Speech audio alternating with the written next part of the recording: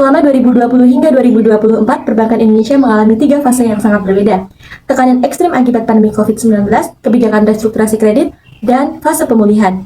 Apakah bank dengan modal yang besar benar-benar dapat menekan tingkat kredit bermasalah? Apakah menyalurkan lebih banyak kredit selalu berbahaya? Ternyata jawabannya tidak sesederhana yang kita kira. Banyak faktor dari dalam bank itu sendiri yang dapat menentukan tinggi rendahnya tingkat kredit bermasalah atau NPL.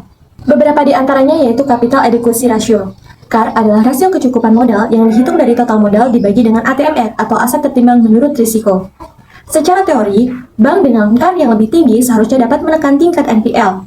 Karena bank dengan modal yang kuat memiliki insentif lebih untuk berhati-hati. Penelitian ini menghasilkan pengaruh yang sama, namun tidak signifikan. Mengapa demikian? Karena bank sampel yang digunakan pada penelitian ini memiliki rata-rata CAR 25,15%, di mana nilai ini jauh di atas batas minimum OJK.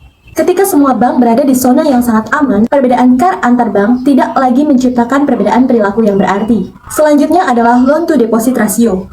LDR adalah rasio total kredit terhadap dana pihak ketiga. Secara teori, LDR yang tinggi berarti ekspansi kredit agresif, standar kredit dilonggarkan, sehingga NPL akan naik. Tapi hasil penelitian menunjukkan sebaliknya. LDR berpengaruh negatif dan signifikan terhadap NPL. Bank dengan LDR yang tinggi justru mencatat NPL yang rendah. Ini bukan paradoks, melainkan konsekuensi dari adanya kebijakan restrukturasi kredit. Kredit bermasalah yang direstrukturasi tetap dihitung pada total kredit yang disalurkan, tapi tidak masuk ke perhitungan NPL. Karena kolektibilitasnya dibekukan di status lancar. Ini sesuai dengan pasal 5 POJK nomor 11 tahun 2020. Faktor selanjutnya adalah BOPO, yaitu rasio efisiensi operasional yang dihitung dari total biaya operasional dibagi dengan total pendapatan operasionalnya. Semakin tinggi BOPO berarti semakin boros bank dalam menghasilkan setiap rupiah pendapatannya. Hasil penelitian menunjukkan BOPO berpengaruh positif dan signifikan terhadap NPL. Ketika kredit bermasalah naik, bank wajib membentuk cadangan kerugian yang akan membesarkan biaya operasional. Di sisi yang sama, kredit macet akan berhenti menghasilkan pendapatan bunga. Hal itu akan mempengaruhi pendapatan operasionalnya yang akan semakin mengecil. Biaya operasional membesar dan pendapatan operasional mengecil, maka tingkat BOPO akan naik.